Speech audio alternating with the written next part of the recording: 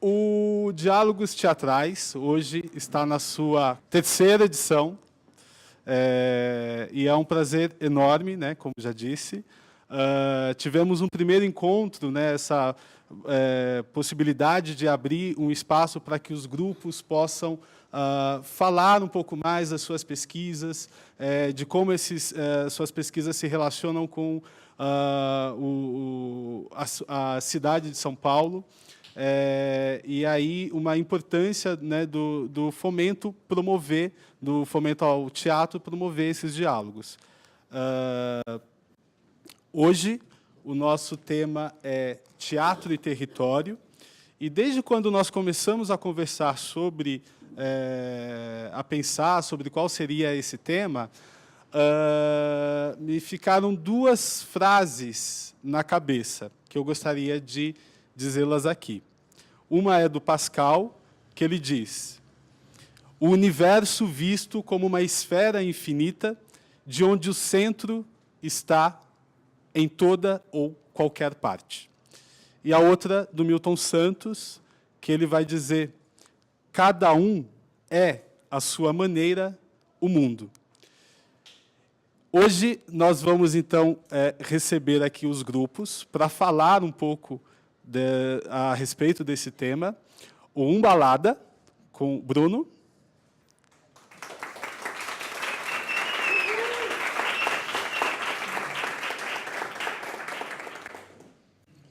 Adriano, Pombas Urbanas.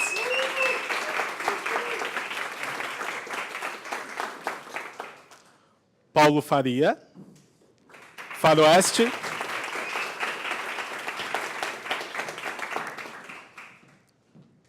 E a mediação feita pelo queridíssimo Sebastião Milaré.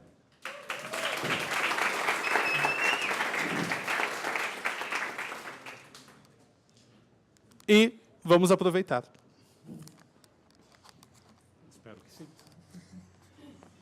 Bom, boa noite. Eu acho que eu gostei muito de ser convidado. Muito obrigado aos organizadores por me convidarem a fazer a mediação dessa edição do Diálogos Teatrais, porque é um tema que me toca de uma maneira muito especial. Eu estou agora fazendo um trabalho bastante grande sobre justamente a questão de teatro e território. Eu acho que esta é realmente a vertente mais importante do teatro contemporâneo. Eu não estou falando só do teatro de São Paulo, eu estou falando do teatro contemporâneo mesmo. Para sintetizar a coisa, eu tenho aqui algumas anotações. Eu não gosto de ler, eu prefiro falar, mas, enfim, como eu fiz essas anotações já para uma primeira apresentação desse trabalho, eu vou ler alguns trechos, que, falando do panorama do teatro atual, digo que esse panorama evidencia um aspecto da pós-modernidade, a arte em permanente diálogo com o cotidiano. Dissipam-se os limites iluministas entre manifestação artística e espectador. Este, no caso do teatro, seria um iniciado, ou pelo menos, alguém que tem por hábito ir ao teatro. Senta, aceita passivamente ou se manifesta por riso e aplauso, raramente por vaia, sempre na atitude contemplativa. Nos últimos tempos, surgiu o espectador que se manifesta interagindo com o espetáculo, permitindo-se muitas vezes ser levado a contracenar com os atores. Aquele limite iluminista ficou restrito. O espectador é, na verdade, o outro da ação dramática. Boa parte desse público tinha o hábito de ir ao teatro, mas deixou de ser contemplador para ocupar espaço na manifestação estética. A maior parte, no entanto, surgiu em meios populares, onde o teatro era ausente, e esses meios passam a ser animados por grupos que propõem o diálogo, buscam o entendimento de seus problemas e os transformam em códigos artísticos.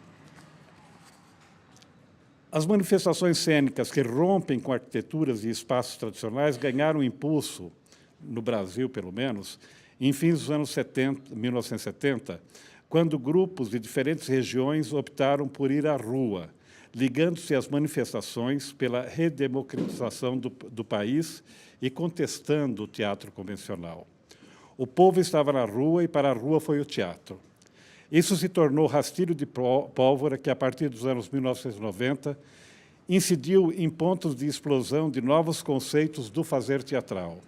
Impôs, por princípio, como modo de operação, o sistema de grupo com projeto artístico definido e continuidade de pesquisa estética, contra a figura tradicional da companhia criada, administrada pelo produtor, que contrata o diretor, atores e técnicos, com vistas a montagens específicas, quase sempre isoladas umas das outras, atendendo ao que chamam demanda de mercado.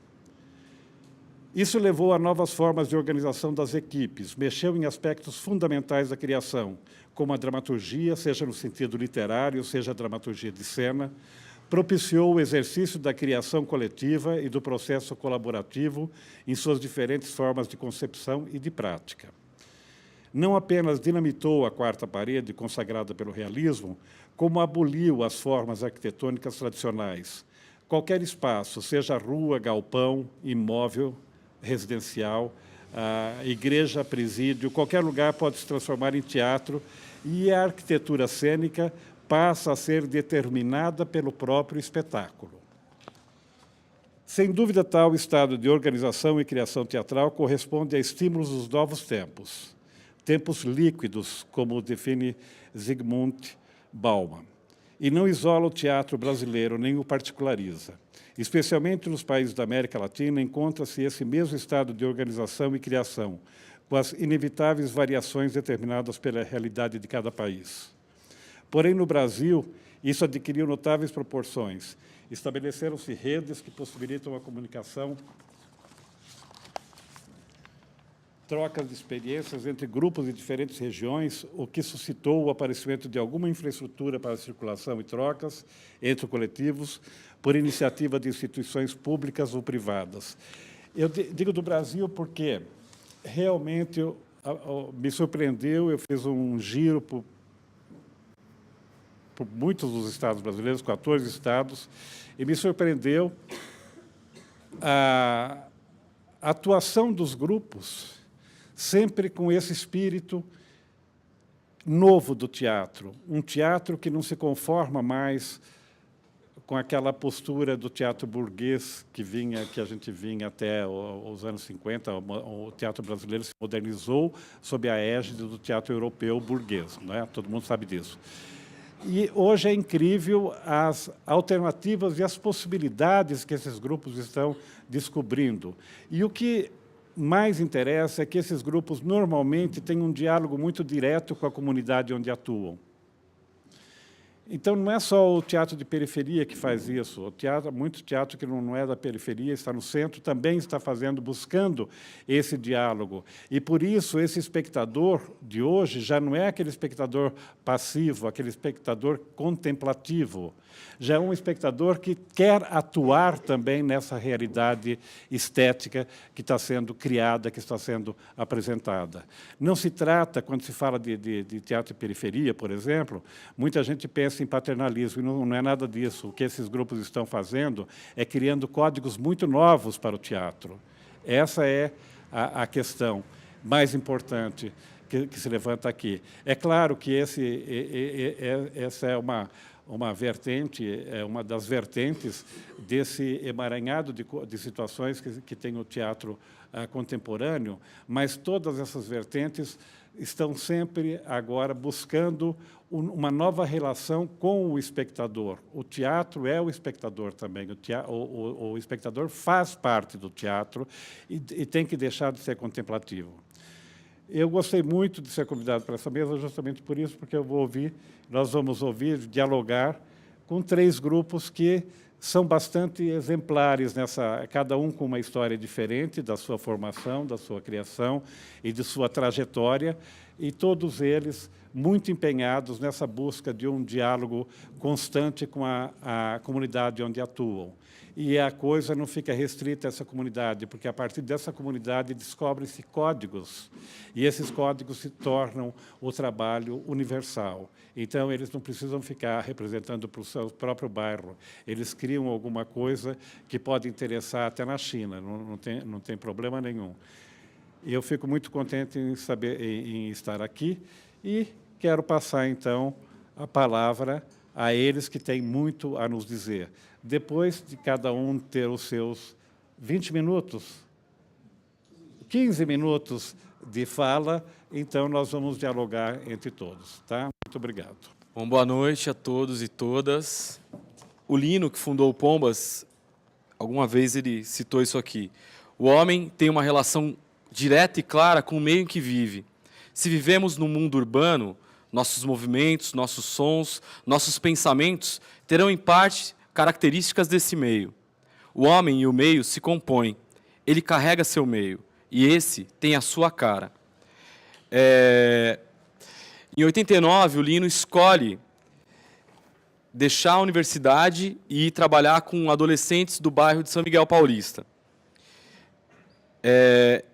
Parte desses adolescentes sou eu, o Marcelo, o Paulo, a Juliana, que não está aqui, o Marcos, alguns pombas urbanas que estão aí sentados nessa plateia. Ele escolhe o bairro de São Miguel Paulista porque ele acredita que naquele bairro, naquele território, tinha uma forte bagagem cultural, todos éramos descendentes de nordestinos, trabalhávamos, estudávamos, e naquele momento, especificamente, muitos jovens que ele trabalhava na universidade não se tornavam atores. E ele acreditava que, para esse jovem da periferia, o teatro podia ser um projeto de vida, né? Então, ele vai para São Miguel Paulista e começa a trabalhar com esse jovem. Na época, estava na moda surfar no trem, subir no viaduto da Aricanduva para escrever o nome. Ele falava essa mesma capacidade, né, de desafiar a morte para ter uma identidade, para dizer quem é nesse mundo, esse cara tem para fazer teatro. Então, a partir desta bagagem, ele começa uma pesquisa de formação de ator, linguagem e dramaturgia. A partir do processo de formação com esses jovens, ele queria uma linguagem e uma dramaturgia que expressasse a cidade. E o primeiro espetáculo que nós fizemos se chamou Os Tronconenses. Os Tronconenses, os habitantes de Tronconé. Tronconé é porque justamente o Lino, que era um peruano, chega no Brasil e vai perguntar para uma japonesa porque o Brasil chama Brasil. E aí ela queria explicar que era por causa do pau-brasil. Então ela falou, Brasil é tronco, né? Tronco, né? Ele falou, pô, então são os tronconenses que vivem em Tronconé, e ele cria esse lugar imaginário, e a história era um grupo de crianças contando como era a loucura dos adultos. Então, nesse primeiro espetáculo, o Pombas leva a cena a nossa visão de mundo como jovem, dos nossos pais, das pessoas que estavam à nossa volta. E aí a primeira vez que a gente sobe no palco foi no FEPAMA, naquela época existiu o teatro amador, e a gente ganha 5 prêmios. E aí o grupo decide fazer teatro. Mas não existia um teatro no bairro. Então, bom, primeiro a gente se torna Pomba Urbana, decide o nome do grupo, e porque a gente vai para a praça, vai para a rua, vai para a cidade, vai cantando, vai com alegria, se apropria da Praça do Forró em São Miguel Paulista. No meio de movimentos de habitação, de muitas coisas que aconteciam lá, a gente ia fazer teatro. Mas o bairro, o único teatro possível, se torna uma igreja universal, e a gente vai participar da ocupação do Tendal da Lapa, naquele momento. E aí começa a pesquisa do segundo espetáculo. Por falta de espaço, a gente vai para a rua e fica um mês na rua, ensaiando na rua. Surge aí o Mingau de Concreto, um espetáculo que fala dos personagens do centro. Às vezes, a gente criando o espetáculo, que falava de menino de rua, pastor evangélico, drogado, toda a situação do centro naquele momento, os personagens vinham, e as pessoas que nós estávamos representando, e falavam, eu não sou assim, não, eu sou de outro jeito. né, e começavam a contar as histórias para a gente e interferir. Inclusive, algumas vezes eles até falavam: ô diretor, esse ator é burro, eu não sou assim, meu. Faz assim. Eles realmente eram um público muito crítico ali das ruas de São Paulo. E o grupo acaba criando uma identidade com a rua, né? Talvez até porque a pomba urbana se adapta à cidade, né? Então a gente brincava com essa metáfora que a gente ia criando. Já tinha pomba com bituca de cigarro, mascando chiclete. Então, que essa pomba, que é o símbolo da paz, ia se transformando com a cidade de São Paulo. E a gente, como jovem, também criando as histórias, olhando, observando e dialogando com a cidade. Na ocupação do Tendal da Lapa, naquele momento, acaba indo um grupo de desabrigados de uma enchente. E aí a gente começa a criar um outro espetáculo, que se chamou Ventre de Lona. Ventre de Lona contava a história da Jéssica, uma menina de 14 anos, que ficava grávida do primeiro amor, e tinha o filho, viu uma porta enorme, resolvia abandonar esse menino lá, e essa porta não era uma casa, não era uma mansão, era um teatro abandonado.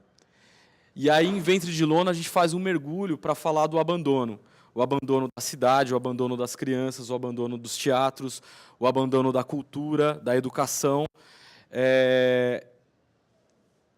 que estava na nossa cara.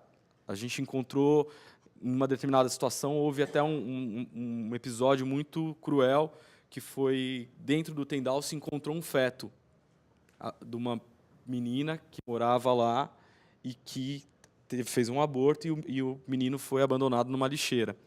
Então, tudo isso estava muito presente na nossa criação.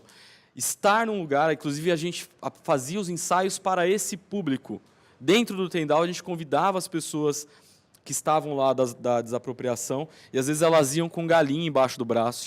Tinha gente morando, criando galinha dentro do Tendal, e eles iam assistir o espetáculo, e a gente criava as cenas. Uma das cenas era o homem alado, né, que o menino conversava com um cara que criava um passarinho, que acho que agora me ocorrendo era muito daquela galinha que a gente viu no ensaio.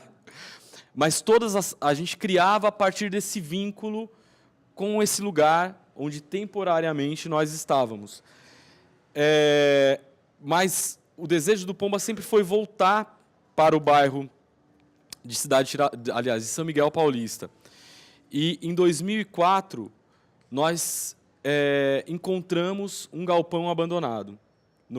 Esse ano completam 10 anos. São 25 anos do Pombas e 10 anos dessa ocupação em Cidade Tiradentes. Tudo isso que eu estou contando até aqui era pré-edital, pré-lei de fomento.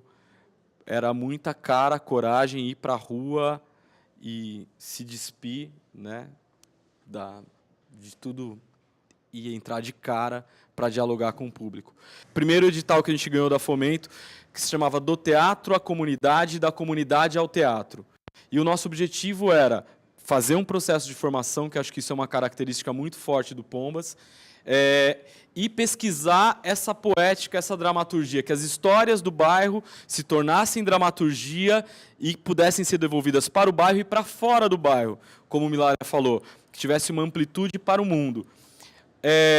Começamos o projeto e aí a gente se deu conta que um lugar de 1.600 metros não poderia ser só um teatro. Embora a nossa intenção fosse muito boa de fazer teatro, as pessoas esperavam mais de nós. Então elas vinham e perguntavam: vai ter música? Vai ter biblioteca? Vai ter dança? E a gente, né, bons atores, vai. Traz seu livro que eu trago o meu. E aí o cara trazia um livro, eu trazia o outro, e a gente começava a fazer uma biblioteca. Hoje a gente tem uma biblioteca chamada Biblioteca Milton José Assunção, que tem 9.000 títulos, todos organizados, catalogados, que foram organizados por uma moradora do bairro que hoje trabalha no galpão. Esse processo também vem junto, a gente percebe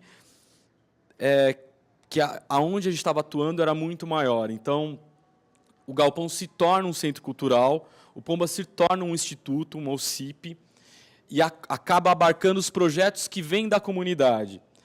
Eu vou citar 2 exemplos de projetos. Um deles foi, cada um colocou seus conhecimentos na roda, comecei a dar aula de circo, um menino sobe no monociclo e sai andando. E eu falo, pô, que conhecimento esse cara tem? Alguns dias depois, vou conversar, o cara não era alfabetizado. Com 10 anos, não sabia ler. Então, nasce um projeto de letramento através da arte. E vão surgindo músicas, e vão surgindo cenas. Um outro projeto foi o Semear Asas, porque a prefeitura não entendia o que o Pombas estava fazendo e queria tirar a gente desse galpão. Então, a gente resolveu adotar muitas praças do bairro e fazer teatro. A gente falou, bom, teatro tem que fazer parte da vida das pessoas, tem que fazer sentido. E a gente começa a ocupar todas as praças do bairro, apresentando cada final de semana numa praça. E isso também começa a reverter, porque a população começa a brigar pelo Pombas. Não Pombas brigar para estar lá. Tudo isso o Lino já falava para nós. Mas uma das questões foi, 2005, o Lino é assassinado em um assalto. Então, o Pombas fica sem saber como dar continuidade à sua pesquisa teatral e, ao mesmo tempo, criando projetos que não eram necessariamente de teatro. Esse momento, a gente acaba optando em convidar um diretor de fora, que foi o Hugo Villavicencio, e escolhemos um texto pronto. Até então, o Pombas tinha criado todos os textos com o Lino. Esse primeiro texto foi do Oswaldo Dragum, um texto chamado Histórias para Serem Contadas, um autor argentino que contava a história de um homem que virou um cachorro, por falta de opção. E a gente tem... O que nós queríamos fazer era contar as histórias das pessoas. E a gente identifica que esse texto tinha muito das histórias que a gente ouvia. E optamos por isso. Depois, a gente continua querendo encontrar um caminho para o grupo se autodirigir e também continuar a pesquisa de dramaturgia, escrever seus próprios textos. Então, o projeto seguinte que a gente conseguiu colocar na Fomento eram projetos de estudos.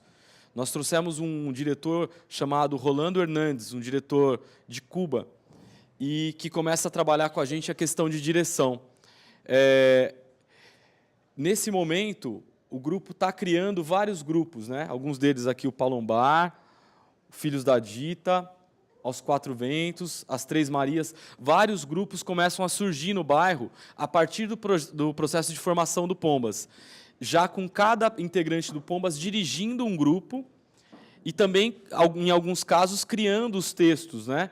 Como é o caso do Palombar, a gente criou um texto, uma arriscada trama de picadeira e asfalto, a partir da história do circo, porque muitos meninos, né, o Ismael, o Henrique, o Marcelo, estavam dando aula para outras crianças. Eles são jovens, né? O Paulinho começou com quantos anos, Paulinho? 12. E hoje ele dá aula para outras crianças. E algumas crianças eram filhos de circense. A gente começou a descobrir que várias crianças eram filhos e que a gente estava num processo de ser elo de uma tradição. Então, a pesquisa deles foi em cima das histórias desses tradicionais de circo do bairro. E o Pombas também começa esse processo de se autodirigir. Em 2010, a gente monta um espetáculo chamado El Quijote, que foi a criação da Rede Latino-Americana de Teatro em Comunidade. A gente se dá conta que não é só o Pombas que está fazendo isso, como o Milaré lembrou aqui. Vários grupos estão numa pesquisa muito similar de teatro em comunidade na América Latina. E a gente tem a gente se arrisca em criar um espetáculo multicultural. Cada grupo que nós conhecíamos, de 10 países, ensaiou uma cena do Don Quixote do Santiago Garcia, do La Candelária. E a gente se encontrou aqui em São Paulo e ficou um mês lá no Pombas Urbanas, com um coletivo de diretores, era um conselho de diretores, né? E o César Badilho, que é o Don Quixote do La Candelária, orientando esse processo com a gente, e a gente montando um espetáculo com 10 grupos de 10 países, uma obra multicultural, com quase 100 atores em cena. E esse ano, e o ano passado, a gente começa um processo de dramaturgia a partir de um espaço que a gente criou, chamado Café Memória. Então, o grupo começa a criar espaços para as pessoas contarem suas histórias. Nesse processo, o que a gente queria era ouvir a história do bairro, um bairro jovem de 30 anos, e especialmente o que a gente ouviu foram histórias de luta. Por exemplo, como chegou o ônibus em Cidade Tiradentes, porque o ônibus só ia até o Tatuapé. E aí, os moradores sequestraram o fiscal e levaram para lá e falaram, bom, liga para a companhia e fala que você só vai voltar quando chegar o ônibus. E aí o ônibus chega. E assim foram muitas histórias que nós fomos ouvindo, mas principalmente histórias de potência, que o grupo sempre acreditou muito nisso, né? Que se o cara acorda às 5 da manhã, vai trabalhar, vai para uma universidade privada, chega 2 da manhã em casa, porque são 2 horas do centro, esse cara não é carente, ele é potente. Mas o que se tem de conhecimento do bairro é sempre uma história negativa. Então, a gente começa a resgatar especialmente as histórias de luta dessa população. Uma das coisas que acontece, nós não sabíamos, né, a gente descobriu esse ano, que houve uma pesquisa por uma organização chamada Usinas. Eles fizeram um mapeamento antes da chegada do Pombas com a população do bairro, na época do orçamento participativo. Houve um processo de escuta que era para saber o que a população queria.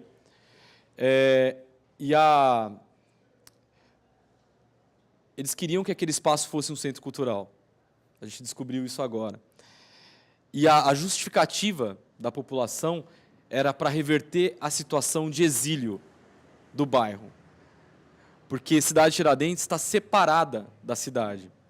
O Paulinho, que está aqui também, um dia falou uma frase que era assim, antes eu queria sair, eu queria mudar da Tiradentes, eu queria crescer, me tornar um advogado e mudar da Tiradentes. Hoje eu quero mudar a Tiradentes. Porque acho que uma das perguntas era o que isso ressignifica, né, esse território. Eu acho que a nossa presença ela passou a agir muito além do espaço do teatro, como disse o Milaré, né? Ele dialoga, o Lino falava isso, o teatro tem que dialogar, tem que fazer parte da vida das pessoas. E aí a gente se reconhece nesse processo de criar até identidades. Por exemplo, a Biblioteca Milton José Assunção é o nosso primeiro vizinho, o seu Milton foi o nosso primeiro vizinho morando lá. Porque a gente foi morar lá, a gente acreditava que só poderia entender essa população vivendo lá. E o seu Milton era um senhor negro que veio do Bexiga para a cidade de Tiradentes, com uns 80 anos, era pedreiro, mas ele foi ponto do TBC. Ele era ponto de teatro. Então, ele se tornou um autor. E ele escrevia todas as tardes, numa máquina de escrever, textos de teatro. E sonhava com teatro. Ele falava que num bairro onde tem teatro, não tem espaço para violência. E aí a gente pôs o nome da biblioteca, Milton José Assunção, e hoje a gente está organizando os textos que ele escreveu, enfim, digitalizando, tornando acessível para a comunidade. A outra pessoa, a gente brinca que a gente está inventando os mitos da Tiradentes. Como é um bairro muito jovem, inclusive quando as pessoas contam uma história para a gente fala, nós somos atores, a gente vai contar de outro jeito. Se prepare, porque a gente mente pra cacete. Então a gente vai inventar histórias, mas a gente está ressignificando as histórias do bairro. Uma das moradoras é a Nega Zilda, que ela batia de madrugada, era uma mulher alcoólatra, negra, sem dente, fudida, desculpem, que todo mundo falava, essa mulher, existia um preconceito em torno da Nega Zilda. Só que ela ainda era mãe de traficante, tudo que você pode. Só que a Nega Zilda era uma figura que todo mundo no bairro conhece e a gente começou a coroar ela, porque ela gostava muito da gente. Ela batia na porta de madrugada e falava, meus filhos, vocês estão trabalhando muito, eu trouxe refrigerante. Ela amava o teatro. Não a gente, ela amava teatro. Então a gente começou a fazer o bloco da Nega Zilda. E eu não sei nem quanto tempo eu tenho, então é melhor eu... Ô Paulinho, como que era mesmo? A música? A gente faz no carnaval. Chama, chama, chama, chama, molecada.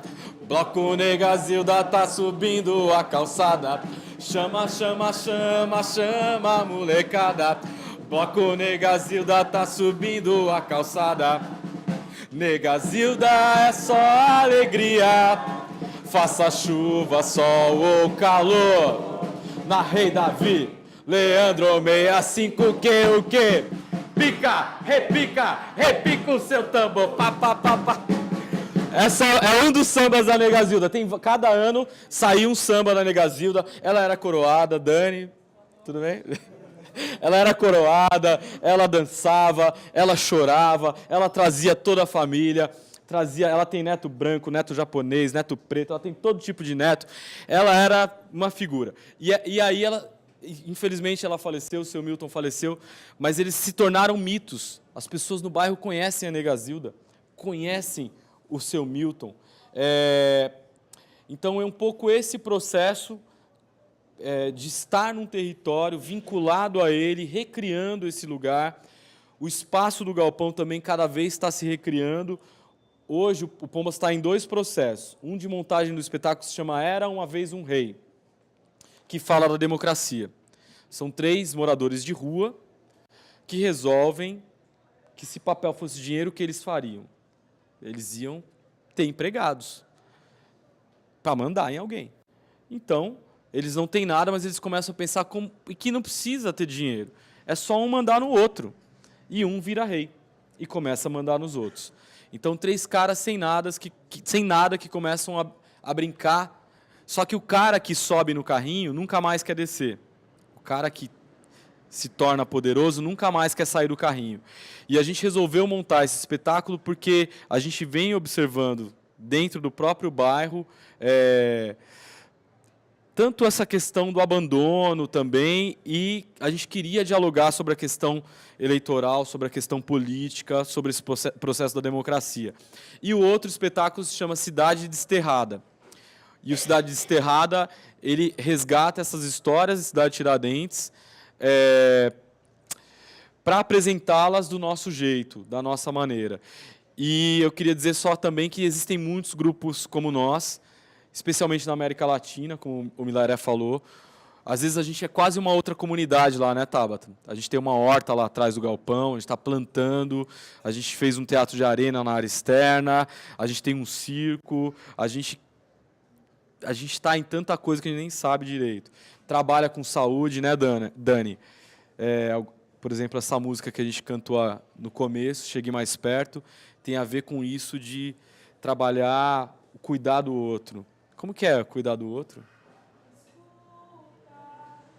Acolhe.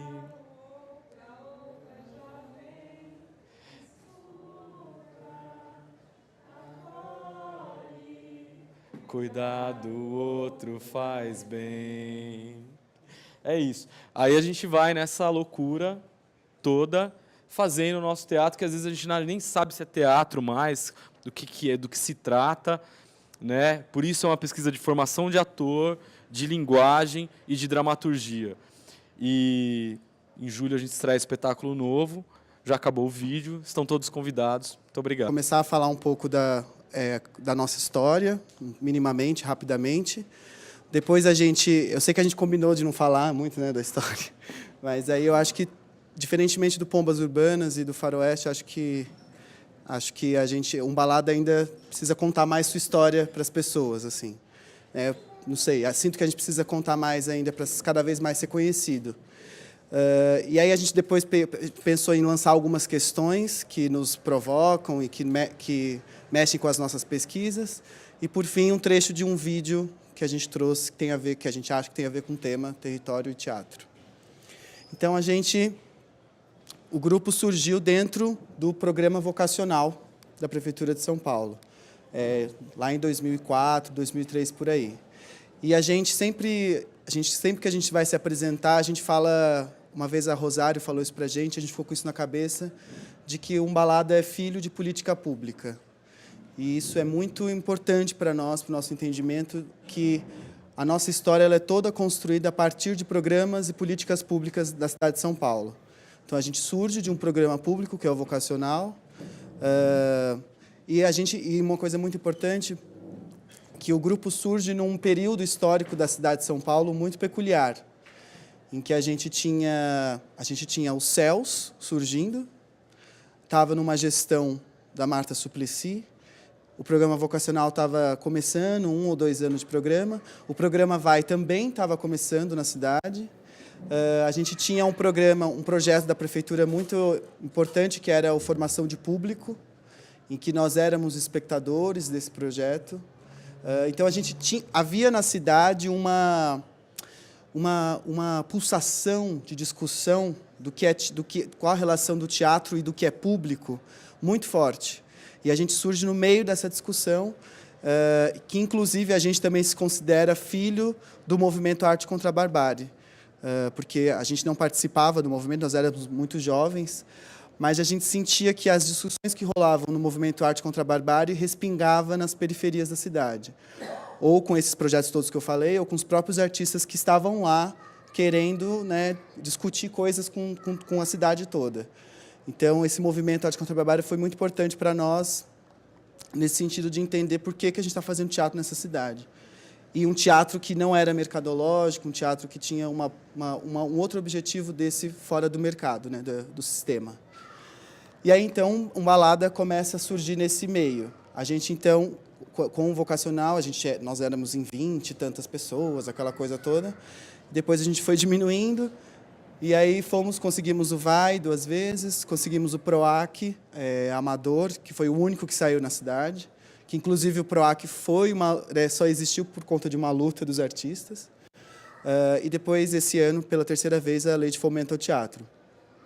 Nós fomos o primeiro grupo do vocacional que conseguiu a Lei de Fomento ao Teatro, o que também é muito importante, porque é quase uma trajetória dentro dos programas, né, público. E, então, por que eu disse tudo isso? Para entender que a nossa trajetória ela é permeada pela discussão pública da arte. E sempre nos nossos projetos isso é apontado de uma forma que nos mexe, que nos provoca, né? A gente, dentro todos esses projetos, a gente conseguiu o aluguel de uma sede nossa, que fica no Grajaú, né? Na verdade, Interlagos, uma estação antes do Grajaú, em frente à estação de trem Primavera Interlagos. Todos nós moramos lá desde sempre, desde o início do grupo, moramos na Zona Sul. O que também, né, assim como você disse, né, a gente foi para lá morar, né? Nós já estávamos lá, então essa coisa de morar no lugar, fazer parte do território, é fundamental para a nossa construção, né? Então, todos nós moramos lá e conseguimos essa sede, vai 5 anos, mais ou menos, que a gente vai estar com a sede, que, na verdade, acaba sendo, como o espaço do Pombas, bem menor, mas um ponto de cultura naqueles lugares, né? Um ponto de irradiação das nossas ações, né? E aí o entendimento também, quando você tem um espaço próprio, o entendimento do que você está fazendo ali, né? Por que eu tenho esse espaço? O que eu vou fazer aqui? Como é que eu vou criar a pulsação aqui dentro desse lugar? Como é que o espaço vai ser um espaço de promoção de ação cultural aqui dentro, no bairro? Enfim, várias outras questões que até fogem um pouco do que a gente entende do que é da linguagem do teatro, né? Você estar lá começa a te provocar, falando, putz, por que eu estou fazendo teatro aqui? O que isso significa? Enfim, é muito importante ter um espaço nesse sentido. E aí, a gente achou bacana explicar um pouco o que a gente está fazendo agora, no fomento nosso agora, que para nós, tem tudo a ver com o tema que a gente está aqui hoje. A gente partiu de várias pesquisas da geografia da cidade. Então, a gente sempre pensou num plano que era geografia e estética. Como que a geografia da cidade influencia na estética que eu estou criando. Então, para nós, estar naquele pedacinho entre Interlagos, né, entre lagos, entre 2 represas, isso, de alguma maneira, determinava algo na nossa estética. Estar naquele ponto da cidade modifica ou cria uma linguagem diferente, ou, enfim, mas cria uma linguagem de teatro ali. E a gente queria investigar, e quer até hoje investigar, o que é isso. Por que estar ali é diferente de estar aqui ou estar lá, ou o que é igual, o que nos torna iguais, não sei. Mas a geografia e a cidade nos interessa muito. E a gente sempre fez projetos nesse sentido. Houve um projeto em que a gente fez, em que a gente pesquisava as 5 principais avenidas do Grajaú. Então, a gente passeava pelas avenidas que ligavam uma represa à outra. E aí disso surgiram alguns vídeos, inclusive o que a gente vai mostrar aqui. E aí, nisso, a gente foi descobrindo as ruas e o lugar em que a gente estava. Dessa pesquisa das avenidas, a gente pegou emprestado um termo de um coletivo de grafite que se chama Imargem, em que eles se intitulavam, eles fizeram isso há muito tempo atrás, se intitulavam como agentes marginais. Eles se chamavam de agentes marginais. E isso nos provocava muito, né? O que eles querem dizer com isso? O que eles querem dizer? E aí a gente resolveu, então, investigar isso dentro da nossa linguagem, e esse Fomento Atual é uma pesquisa do que seria ser um ator ou uma atriz marginal.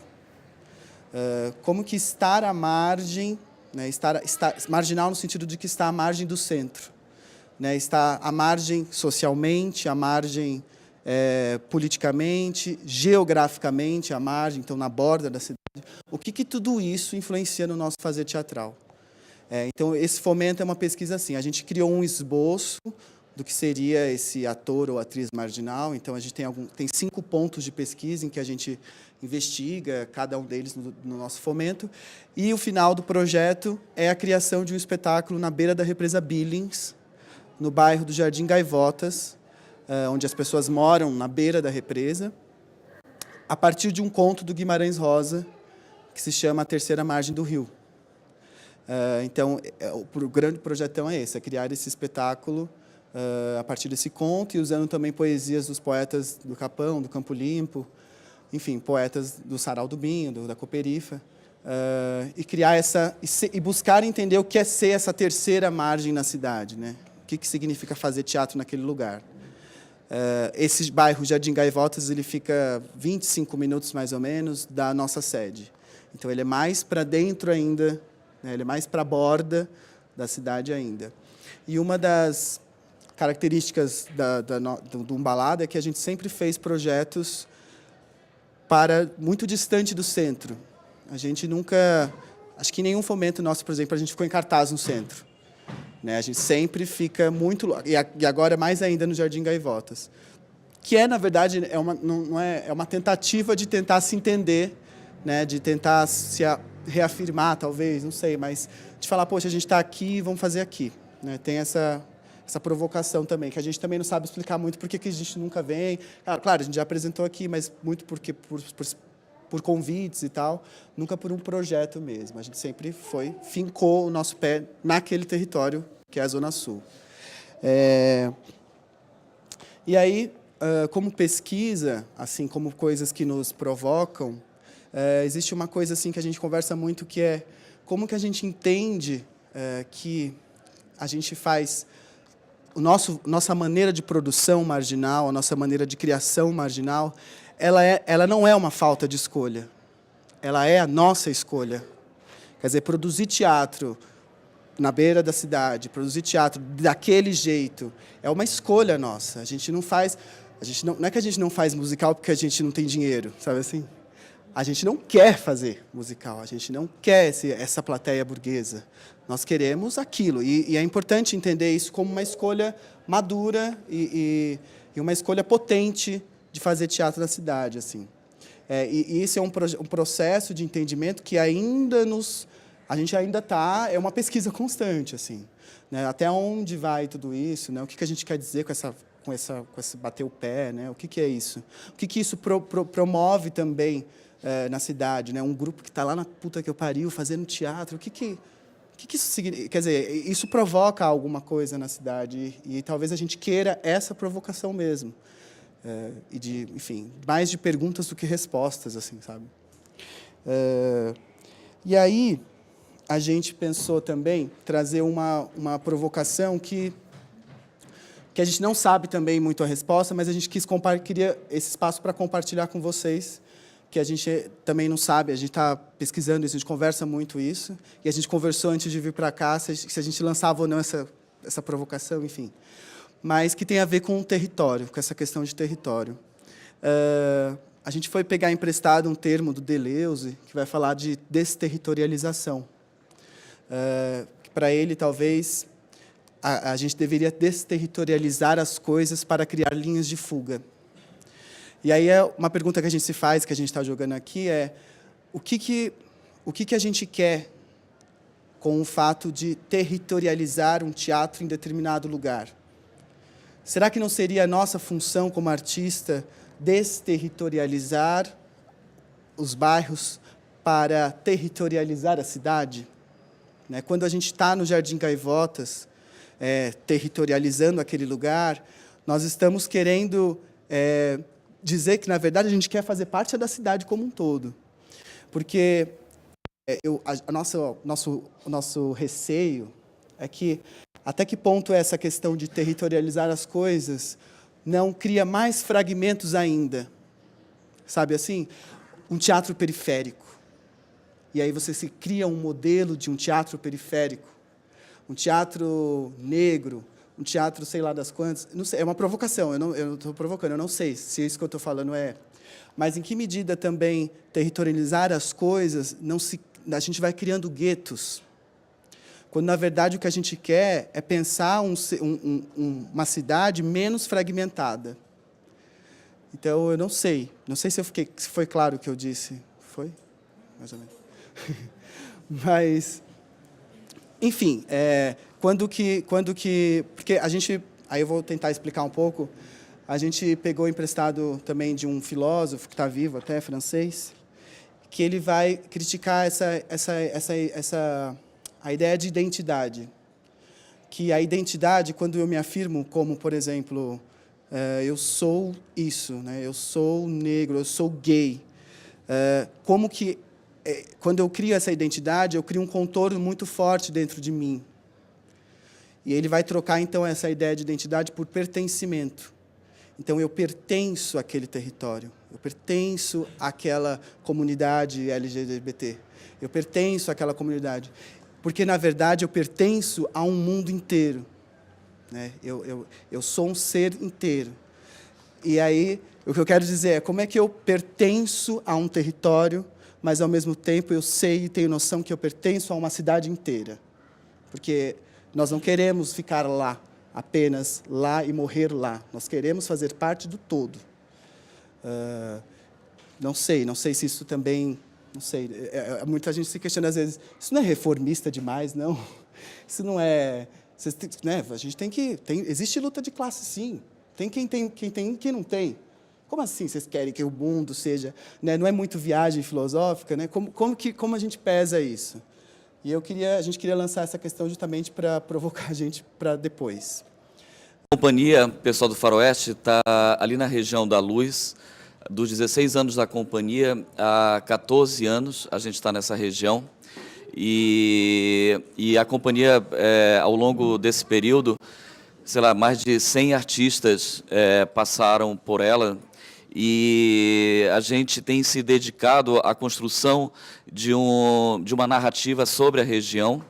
E a companhia trabalha com gêneros, e seja drama, um faroeste, musicais, Você falou aqui contra os musicais, mas eu acho que você estava se referindo ao Brigadeiro Luiz Antônio. E aí, então, a gente tem se dedicado a isso, e a gente acabou há 2 anos e meio, a gente está na Rua do Triunfo, a gente estava antes na Cleveland, onde a gente foi para lá via o primeiro edital da Lei de Fomento. A companhia inaugurou o que é hoje o Instituto Cultural Capobianco, a gente ficou 2 anos nesse lugar. A gente surge com uma peça, um ano após a morte do Renato, Faroeste Caboclo, que a gente queria falar daquilo, daquele Brasil, e através dessa peça que a gente ficou 3 anos rodando, a gente teve um processo com o espólio, que queria nos proibir de fazer a peça. Então, com isso, a gente acabou nas manchetes, ganhou alguns prêmios, foi indicado a outros, teve crítica, e virou o pessoal que está fazendo Faroeste, o pessoal do Faroeste foi o nome dado. A partir desse, a gente viajou o Brasil com essa peça, e do contato com esse público, a gente se identificou com o tema social e político que a peça tratava, e, na sequência, a gente, no Capobianco, foi pedido, nos deram um prédio para a gente desenvolver alguma coisa cultural ali, mas alguma coisa com a comunidade, e a coisa imediata foram os cortiços, e a Cracolândia. Então, a gente ficcionou um prédio na Cleveland com a Notman, onde hoje é o Museu da Energia, E essa lei, quando foi feita, a partir dessas discussões todas, via a arte contra a barbárie durante 3 anos, nos aproximou ao longo dessa discussão da própria cidade, nos apresentou a realidade do centro, né, a partir dessas discussões, da nossa experiência com o Faroeste Caboclo. E a gente ficcionou esse endereço, que a gente acabou mudando para lá e fez uma trilogia durante 8 anos, que foi o Rebentos, em 2000, Os Crimes do Preto Amaral, em 2006, e depois o Labirinto Reencarnado, em 44, que era a Segunda Guerra Mundial, e um estudo sobre a eugenia, porque nesse bairro em que a gente escolheu, a gente queria entender por que negros hoje, em maioria negros pobres, ocupavam em Cortiço, um lugar que era de brancos ricos e que temiam a presença dos negros. E a gente queria entender, no século XX, como isso se deu.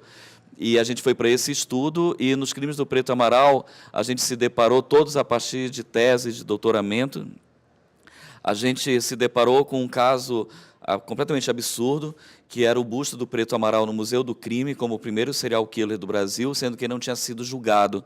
Isso era inconstitucional porque ele não tinha a presunção de inocência. Desse fato, a gente conseguiu fazer, em 2010, o julgamento dele, simbólico, simulado, na Faculdade de Direito, no Salão Nobre da USP, onde até hoje há uma mentalidade eugenista muito forte ali. E a gente fez, ele foi absolvido por 250 votos a 75, e isso é histórico, porque o teatro mudou, de fato, uma história mal contada, a partir de uma mentira, né, da nossa, né, de ficcionar o fato, tanto que na peça algumas pessoas achavam que o Preto Amaral era mentira, e os outros personagens eram verdadeiros, era uma história verdadeira e a outra não. Então a gente brincava com a realidade e ficção. E a partir dessa trilogia, a gente foi expulso daquele lugar onde a gente estava, porque a gente exigiu reforma no prédio e tal, e a gente acabou, via Cine Camaleão, uma peça sobre a boca do lixo, em 78, o endereço era na Rua do Triunfo, em frente ao DOPS, ao antigo DOPS, hoje Memorial da Resistência. A gente foi para esse endereço, fez a 2ª temporada, onde a gente havia ficcionado.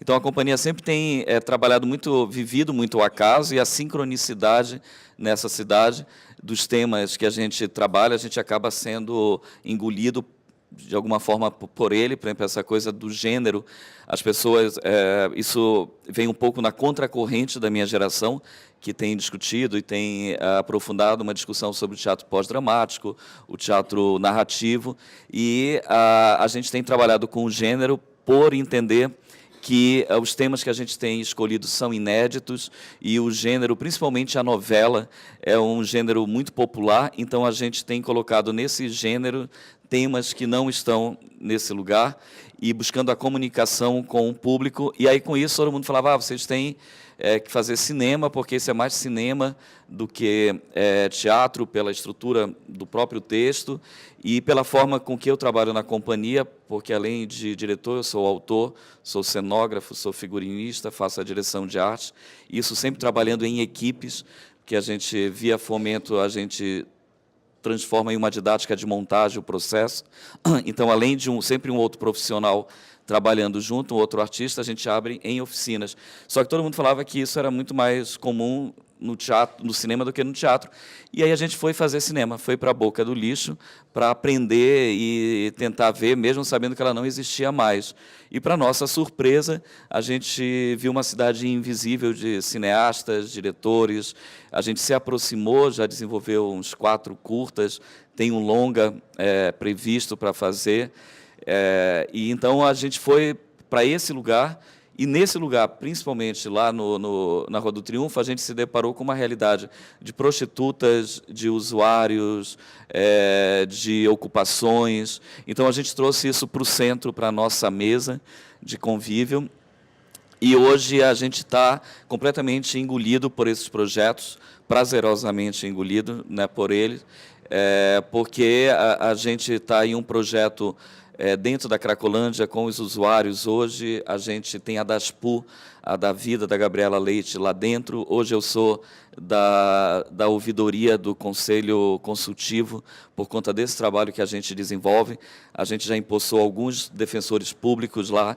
Esse ano a gente sediou o prêmio da Defensoria Pública lá na sede. Então, essa questão, a gente não sabe mais se o que a gente faz é teatro, o que a gente faz é a cidade, mas a gente está totalmente absorvido por esse território, acreditando numa necessidade quando ela é espontânea nessa construção. A gente se viu ali, né, muito por conta do programa do Fomento, né, que possibilitou essa pergunta sobre a continuidade num grupo e sobre a potência dele naquele lugar. E a gente está em um endereço que ele é muito potente. Eu acho o endereço mais potente de São Paulo. Eu sou apaixonado pela região, mas porque ali nasce o cinema, né, de São Paulo. Ali ainda existe o cinema, porque a gente tem o Massaíne com a Palma de Ouro do Pagador de Promessa. Ele vive do polêmico filme da Xuxa. E ele está lá há 60 anos, assim como a família Ciocler, uma montadora, e todo ao redor de cineastas de filme pornográfico. E a esquina do samba também, né? Há quem diga que o samba surgiu no Largo da Banana. A gente defende a tese de que ele surgiu no Largo do General Osório, onde a gente está. Todo sábado, há 40 anos, tem uma roda de samba ali.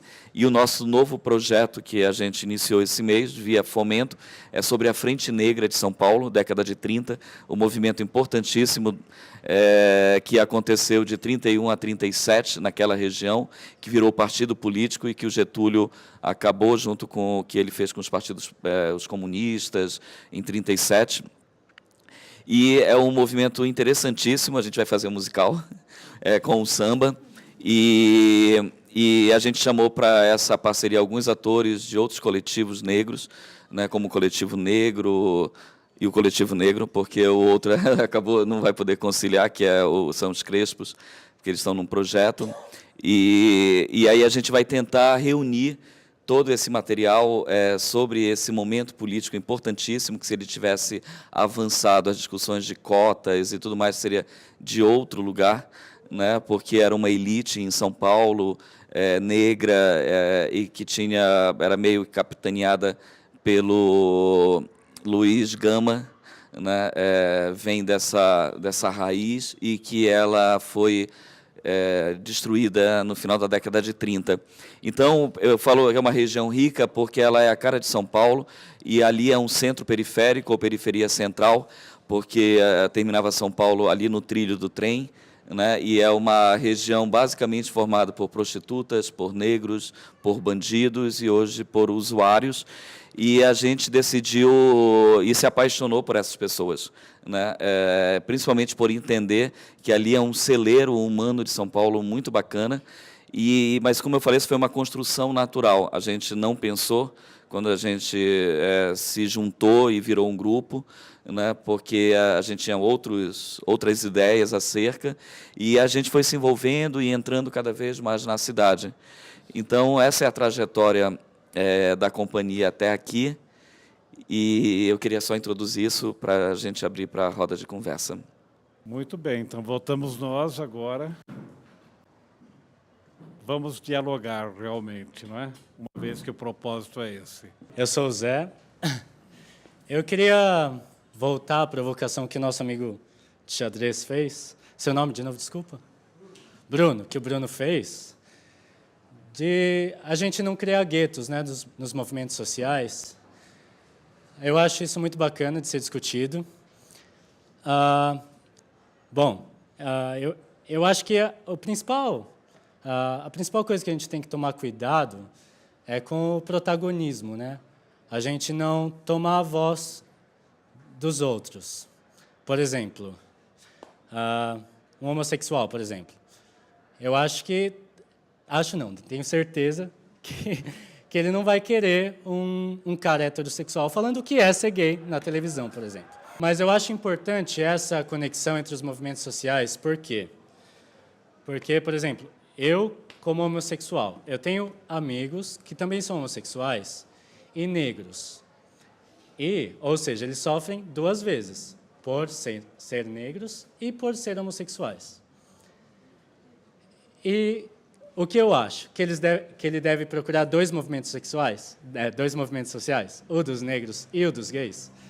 Eu acho que ele deve procurar um movimento social que esteja integrado com o outro, né, que tenha essa conexão, que entenda, ao mesmo tempo, o que é ser negro, o que é ser gay, o que é ser mulher. Eu queria levantar uma afirmação e pegar emprestado uma afirmação de um dos atores do Núcleo Bartolomeu, ele que faz em cena durante o Orfeu Mestiço, de que ser negro é escolha política, né? Não apenas ter nascido negro. E aí eu acho que a gente tem que tomar cuidado com a questão de que por que só um negro pode falar e pode representar um movimento negro. Eu convivo e trabalho e estudo, sim, com brancos que só pelo fato de ser branco e representar movimentos negros já levantam um questionamento muito maior e que não deixa de representar, sim, aquele movimento. E porque senão a gente cai num risco de fazer a mesma coisa pelo contrário. Eu acho que a questão não é essa. A questão é a gente...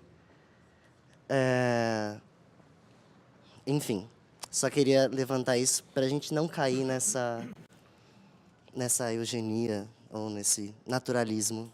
Obrigado. Primeiro, quero parabenizar os três. Muito interessante.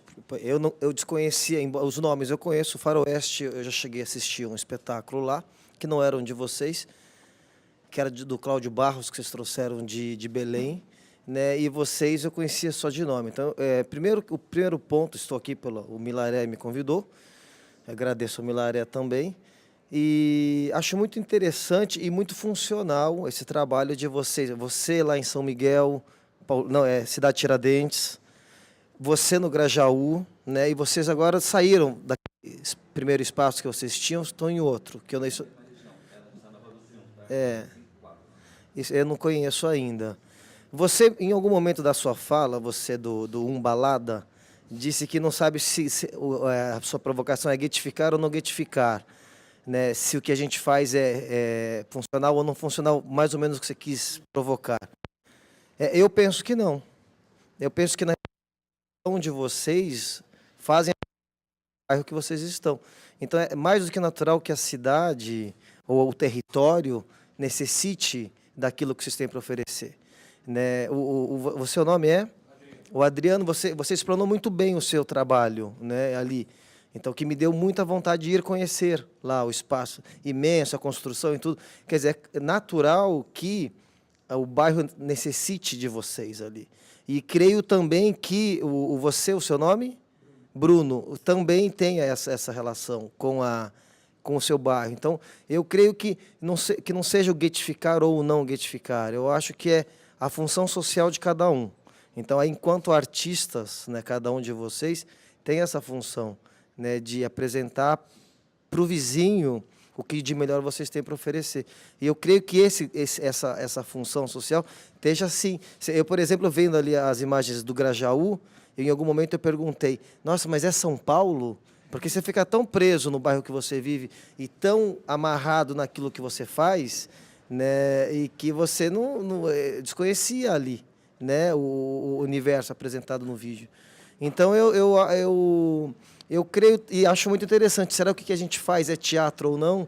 Porque chegou em algum momento que a função do artista, seja ele o ator de teatro, o diretor de televisão, enfim, o teórico da academia, se ele está ligado diretamente ao fazer artístico, a um dever cívico, a um dever que é de alma, você acaba fazendo muito mais daquilo que você se propôs inicialmente. E a cidade, o bairro, o vizinho, a rua, vai querer mais de si, de você, né? Então, eu eu acho que nenhum de vocês, ou principalmente o Bruno, não guetifica. Eu acho que faz muito pelo contrário, faz a diferença, né? Eu tenho certeza que o bairro ali, a rua de cima, a rua de trás, o que eu não conheço, ele precisa de você. Primeiro, acho que uma das questões que o Bruno colocou para nós do Pombas, né, teatro é substantivo, né? A gente não busca ficar adjetivando, embora a gente se identifique com a questão do teatro comunitário pelo vínculo latino-americano que a gente tem e por estar realmente inserido e conceitualmente, né, quando tentam explicar o que é teatro comunitário, aqui no Brasil acho que só tem na Universidade de Santa Catarina, que é com-nai para a comunidade, né, o teatro comunitário. Mas para nós teatro é teatro, e o Pomba sempre teve uma pesquisa de linguagem. E aí, por essas e outras, a gente fez de tudo. Foi para a rua, fez teatro infantil, foi para palco, foi para qualquer lugar. É teatro, estamos dentro, né? E o Lino era peruano. E por lá, enfim, passou o Barba. Eles têm uma influência no teatro peruano, dessa coisa do teatro antropológico e tal. E ele viveu muito isso lá. E aí ele falava muito dessa coisa de não ter uma característica do ator brasileiro, né?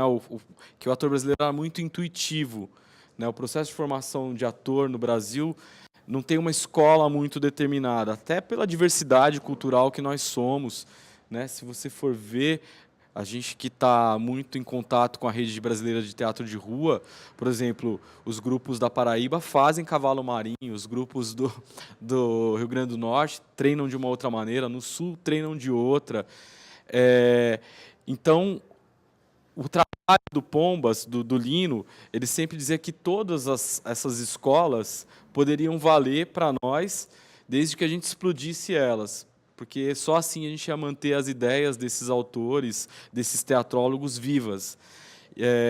Hoje, quando a gente está formando um ator, claro que a gente também se baseia num monte de teorias e muitas coisas, mas a gente está diante de outro ser humano. Eu lembro que a primeira vez que o Lino falou do Barba, né, Marcelo?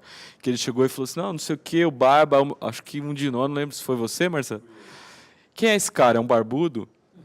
A gente já mandou essa de cara. Quem é? Um barbudo? Então, um bando de jovens da periferia que tu vai...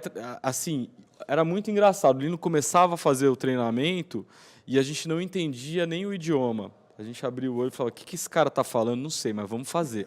E a gente fazia. Então, esse processo do Pomba sempre foi um processo de descoberta do ator, às vezes baseado em teorias que o Lino trazia para nós, ou em estudos nossos, mas é um processo criativo mesmo. Então, às vezes, eu estou diante de um outro ator, é claro que eu me valho de tudo que o Lino nos ensinou, mas a gente vai dialogar com o que aquele cara está trazendo. Então, por exemplo, os meninos que trabalham com circo, eles têm uma forma própria até de fazer humor, eles são muito engraçados, os meus alunos são muito engraçados, mas eu tenho que entrar no universo deles para daí eu trazer as minhas ideias ou o que eu aprendi para poder dialogar com isso. E o Lino falava muito disso, a primeira coisa é o diálogo, né? Paulo Freire, aí de novo... Vamos lá, teatro, é educação, o que nós estamos fazendo? Né? Então, não sei se eu te respondi, mas a gente está sempre buscando, e até esse processo de formação ele vai mudando de acordo com o ser humano que está na nossa frente. Eu queria falar uma coisa. Que eu fiquei pensando aqui que eu falei, né? Não, eu queria deixar claro que assim, eu não sou... Tenho o maior respeito pela luta do teatro negro, do teatro periférico, do movimento LGBT mesmo, assim, até porque eu faço parte, né, desses movimentos. Mas o que eu questiono assim, é em que medida essa fragmentação de movimentos contribui para mim enquanto um indivíduo inteiro, sabe assim? Porque é o que o companheiro falou, né? Eu sou tudo, eu sou também de vários movimentos. Como é que eu faço? Como é que eu luto com tantos movimentos? Eu vou me fragmentando. E aí, eu dentro do teatro, né, como é que é um teatro também que o tempo inteiro está se fragmentando? Eu não sei, mas isso me provoca e eu não sei.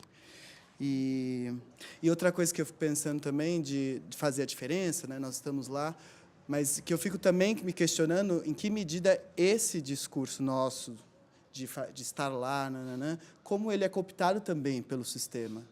Que bom que o Pombas está lá fazendo a diferença. Continua lá, viu? Olha que legal. Sabe? Como que a gente também não cai dentro disso, né? Assim, não foi isso que você disse, mas estou desdobrando o que você falou, né? Poxa, eu estou lá, faço a diferença e faço mesmo, sei que faço, estou aqui, estou lutando, mas é em nome de quê? Sabe? Assim, acho que isso às vezes tem que ficar claro para nós, senão nós vamos reproduzir um formato que vem do sistema. Não sei também.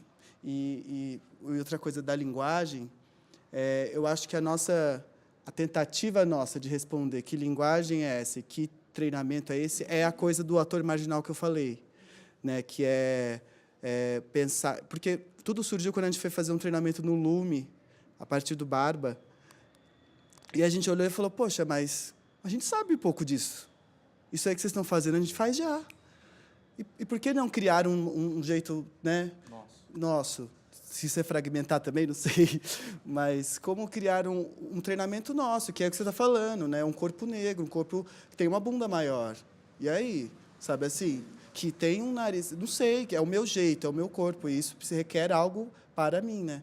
E essa, eu estou dizendo que acho que a construção da linguagem é a própria pesquisa em si, né? A sua pergunta é a pesquisa.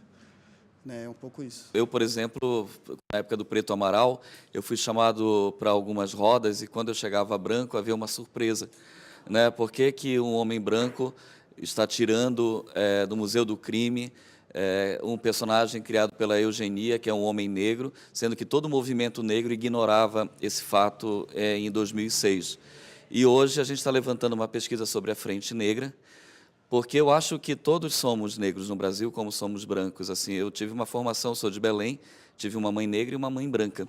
E eu não estou falando isso com nenhuma retórica, é por uma construção mesmo de entender que a questão hoje ela é muito mais cultural. Eu sei fazer vatapá, eu fui criado num candomblé, e então assim, sou branco. Então eu acho que ser negro no Brasil, hoje é evidente que é extremamente legítimo, mas ele é cultural. Enquanto nós, brancos, não afirmarmos isso e não nos envolvermos nessa questão, aí sempre vai haver essa separação. É como as cotas, que eu sou extremamente favorável, porque é uma reparação, e uma reparação não nos alegra em nada, né? Mas é necessário para poder igualar ali a questão. Tanto que, na USP, eu sempre falo que, em vez de ter a cota lá, podia ter 80% de cota só para quem faz escola pública, né? Então, o vestibular deveria ser porque já estava garantido tudo, já que essa questão incomoda tanto. E isso vai para além da questão sexual, a questão... E ao artista, eu acho que são todas as bandeiras, né? Porque eu acho que o artista é um animal político, né? Então, a questão política para a companhia é o que mais interessa, independente se eu faço parte ou não, porque acho que para a arte a discussão é muito maior e a questão é muito mais de ação também, né? Hoje a gente montou um palco lá na Cracolândia, começou um ciclo de oficinas esse final de semana. Eu não sou usuário, né? Então, por que eu estou lá? Eu não sou prostituta, mas eu estou a favor e trabalhando junto pela regulamentação da profissão, né? Que as pessoas confundem aí turismo sexual infantil com prostituição e se entra numa discussão moralista absurda. Então, assim, ao artista, eu acho que vale revelar esse olhar, e esse olhar primeiro na sua aldeia, e encontrar onde há universalidade nessa discussão, porque senão aí sim vira gueto, né? Então, eu acho que ao artista cabe expandir o gueto, olhar para ele e levar ele para uma discussão muito mais universal, né? E sobre o treinamento, apesar de não ter sido feita a pergunta para a companhia, a gente tem, sim, 1h30 diária de treinamento em processo, seja com o Jorge Penha, que é um uruguaio que está com a gente ao longo de toda a trajetória, de Carrões, como a Érica Moura, que é preparadora física, Nova Dança, e como um preparador vocal. E a preparação vem a partir de uma pesquisa, porque a gente não é uma escola, porque a gente não busca técnicas, a gente não busca essas ferramentas para tê-las. O ator tem que fazer isso individualmente, permanentemente, né? E o núcleo de criação, ele direciona isso a partir de um processo. Para fazer um faroeste, como é que você se prepara para esse corpo, para essa voz, para essa estética? Né? Porque senão a gente fica sem fim numa pesquisa estética que às vezes é o próprio umbigo, né? A sua necessidade ali. E a gente, apesar de trabalhar com gêneros, a gente sempre está quebrando esses paradigmas, né? Na linha que o Paulo coloca de uma maneira extraordinária, eu acho que a gente não pode compartimentar as coisas. A gente quando examina o trabalho de um grupo de teatro, a gente tem que ver o processo. Qual é o processo desse grupo e relacioná-lo aos outros processos que estão correndo juntos, em outros grupos e tudo mais. Isso do protagonismo negro, por exemplo, felizmente hoje nós temos o Sonho do Abdias Nascimento, graças a Deus, floresceu. Nós temos grupos de negritude no Brasil hoje que são extraordinários. E eu me lembro, então, do Caixa Preta. Você falou de cotas. O Caixa Preta de Porto Alegre, dirigido pelo Gessé Oliveira, que é um diretor magnífico, e ele diz o seguinte, que o grupo sempre tem um ator branco. Todo espetáculo tem que ter um ator branco, porque é a cota. Nós acreditamos na cota. Então, vamos ter um ator branco. E tem exemplos maravilhosos de grupos da negritude pelo Brasil, o Negro Atitude de Belo Horizonte, que não tem essa divisão de jeito nenhum, eles não têm não compartimentam nada. É claro que eles vão trabalhar a questão da negritude, eles vão trabalhar lendas africanas que se adequem àquela realidade social onde eles vivem, que as pessoas entendam. E ali é uma comunidade que eles criam, que eles ativam. Quer dizer, nós temos exemplos extraordinários do que está acontecendo agora no teatro brasileiro, e que são processos. Não se pode, no teatro, levar a coisa como se fosse um movimento político. Aqui é negro, branco não entra, ou aqui é gay, homem não entra, mulher não entra. Não tem nada disso. A questão é muito mais ampla, e eu acho que o teatro tem que contemplar todas as diferenças, justamente para que ele consiga revelar alguma coisa, dar alguma visão desse mundo que a gente está vivendo hoje. E o que eu acho maravilhoso no teatro de hoje, esse teatro não é comunitário, não é teatro comunitário. Falar teatro comunitário fica parecendo o teatro que é feito na paróquia, para os vizinhos e tudo mais. Teatro na comunidade é diferente. O que Pombas faz, o que Umbalada faz, me parece, é muito a partir dos problemas daquela comunidade. Esses problemas vão ativá-los para que eles encontrem algumas soluções e procurem alguns códigos artísticos que revelem, que mostrem esses problemas, que revelem artisticamente esses problemas. Isso não é uma coisa fácil de fazer. Depende, eles vão ter que procurar sempre muita técnica, vão ter que sempre procurar muita cultura, eles vão ter que sempre estar realmente muito ligados a todas as coisas, e não só à sua comunidade, mas ao geral, para poder realmente realizar esse trabalho. Então, são processos assim, que a gente tem que respeitar, e quando eles falam dessas coisas, a gente não pode ver, por mais que eu tenha dúvida aqui, eu estou falando o que eu faço, eu não sei nem se é teatro isso que eu faço, não faz mal. Ele não precisa saber, ele tem que fazer.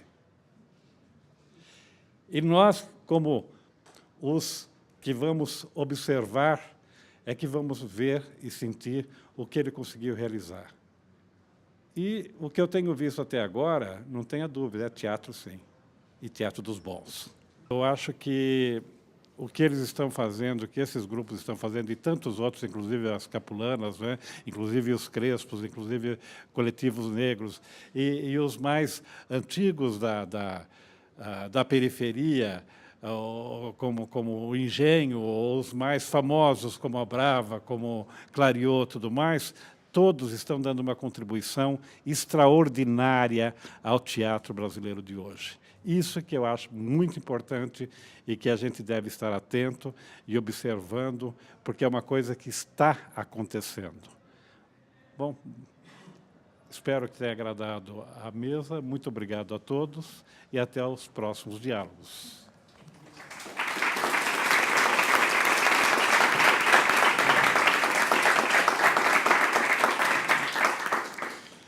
Agradecer muitíssimo a todos, dizer que temos aqui a presença da Priscila e da Eliane.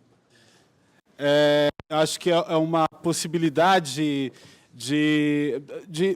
enfim, a gente vive numa cidade que é deficiente, porque as cidades, na sua estrutura, são deficientes, porque elas, às vezes, acolhem muito mal os seus moradores, quem dirá as pessoas que têm deficiências, né?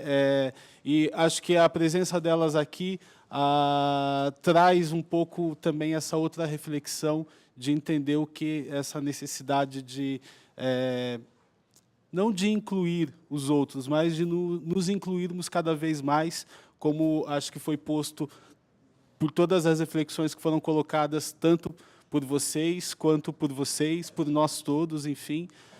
Dizer que é muito bacana saber que a gente carrega essa diversidade que cada um e acho que a grande medida de que foi potente esse nosso encontro é entender o desejo que eu carrego daqui de fazer teatro. Acho que quando eu me sinto inspirado a fazer teatro é porque alguma coisa me moveu, me inspirou, ainda mais no lugar que eu estou ocupando agora, que, né, mais uma vez, adiando aí a distância do palco, né, enquanto ator, mas me inspirando cada vez mais com todas as inquietações que são postas e trazidas. Obrigadíssimo. Acho que tem os novos aqui, né, da 24ª. Quem recebeu a 24ª aqui, edição do Fomento? Parabéns, né? Aos que já têm as outras, parabéns também, e vamos aí continuar com a nossa caminhada. Boa noite.